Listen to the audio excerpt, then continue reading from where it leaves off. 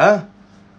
Bir adama var, adı çıkan malda filansın malsın o. Oğlanlar olay, hava, şolar dörücülük bolya bloggerlar, men nerede o şolar dörücülük bolya. Sebep deydin, son üstünden çörek yerler onun zaten reklam edip blogger oğlanlar. Men dost, adamın üstünden hayıp tutacak bol, bir adamın yaman, ne yapıyor bir adamın övüp, özüm tanıtmadım dost. Neyle tanırlım? Koyun geçeyim üstünden tanırlım. O mal satyan oğlan deyip tanırlım. Uğunç malçı deyip tanırlım dost. Sen şahir deyip tanırlım. Doğru değil mi? Men artisam diyemok ödüm. Dörötçülüğüm diyemok. Koyunun ettiyen neler bu malçı deyip. Lay bağışınızdır köpüğünüz. Hana Hacı Mehmedov azat dönmez. Yeni sonu mende şellidir. Mal vakit gidendir. Mal vakit.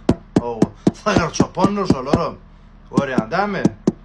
Çopanlayan bol, bu gulunu mesele eden bol mu? Brentek çopanlayan merdinden merttir no men o düşündün mü? Kerim mal, sen gupolum bol, şun mi? Ha? Bolum bol, ittil kırsın etme o, bu mu? Düşündüm adama bolun fiile hormatın olsun o. O ne fiile hormat mı so eden hareketin o?